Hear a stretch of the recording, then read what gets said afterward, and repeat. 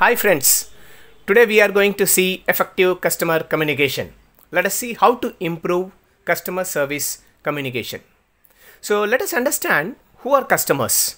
So the definition of customers are people, internal or external, who needs your assistance. They are not an interruption to your job. Instead, they are the reason you have a job. Communicating effectively with customers can be divided into three basic tips. Okay, so effective customer support tips are three. The point one is consistent level of service across all departments, which means you should get across consistent level of services across any of the department for the customers who are coming through.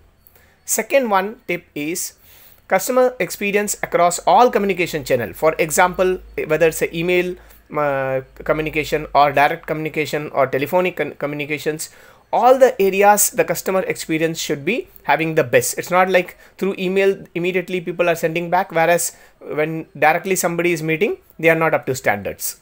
Third and the last one is improving your product according to your customers' needs. Once you meet a customer, you know what exactly they need. So if possible, you can able to change a little bit for their benefits.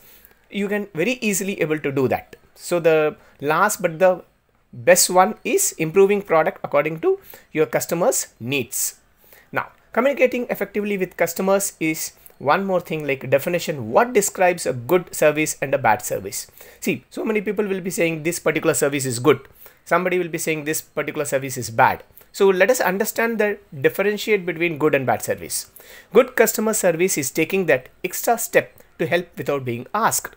Most of the time what happens, when somebody is coming to you and asking, you will be giving a reply. But what you have to do, if you really feel like it's a good service, you have to take that extra step where before they ask you a question, you have to get on to the answers. Now, what are the skills for customer service? So here are the key things.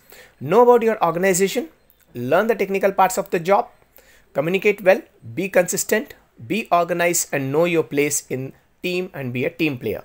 Next, we will see the power of communication. So what is the power of communication? It deals with relationship, value, customer, success, and loyalty. See, what happens when you get across any of these things, you will have a real power of communication where you can impress upon any customer. How effectively customer communication boosts leads generation is another important thing, because most of the time any business is related to your ultimate goals, and that will be only done when your lead generation happens. So if you have a really good effective customer communication, automatically that will lead to the boost of the generations. Now let us see greeting customers. You have to greet a customer whoever comes inside.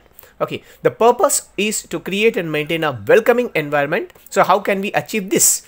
This can be achieved by one, be attentive, acknowledge a person as soon as they appear, even if you are busy. Number two, it's a smile on your face. Number three, establish eye contact with the customers. Number four, tell them your name. Number five is ask how you can help them. Number six, give the customers your full attention. And the last one, number seven, is be polite and be courteous to them. Ways to communication. Yes, there are different ways to communicate, which includes like a NVC, non-verbal communication, or a body language, what we call it. Then through writing, or then through visual effects, or through different images, or by speaking across, which is also called verbal communication. Now, communication equation is basically divided into three categories. Verbal expressiveness, number two is a gesture, number three is a words. So verbal effectiveness comes to 40% of the message. So which includes your what you hear, tone of voice, or vocal clarity. Whereas gesture is approximately 50% of your message, which is also called as a non-verbal communication part, which includes what you see or feel, facial expressions, dress and grooming, posture or body language, eye contact, and touch. And words is basically only 10% of the message, which is basically your verbal communication, what you speak with the language part. Now let us see a positive organizational image. So how you can do that? First impressions count and will affect the interaction. People make judgments in first 30 seconds. The golden rule is you only have one chance to make a first impression. Now the positive first impression is how you can do that. Be confident, knowledge, know your organization and the services you provide, or confidentiality, then follow up. Don't just say that you will be doing something. Literally, you have to do that and strengthen the customer's commitment to your organization. Now, how you can deal with the difficult behavior of any customer. So dealing with difficult behavior can be: label the behavior, not the customer. Listen carefully. Don't get defensive. Don't take it personally. Find out what the customer really wants. Discuss alternatives. Take responsibility of what you can do and agree on actions. Now, customer communication challenges, strategies, and issues. This can be divided into 3 categories. 1. Establish clear communication goals. Number 2. Define messages to help achieve goals. Number 3. Outline cost-effective media mix. Which number 1 is, as I told you, establish clear communication goals. You have to fix your communication goals clearly to the customers. Number 2, define messages to help achieve goals is you have to make it very clear to others how you can able to achieve those communication goals which you have already set. And third one is very important, which is a cost economic one, because wherever we live, mostly it will be related to the cost. So wherever you get across, it will be related to like how well the cost is, so that the customers can be able to reach that.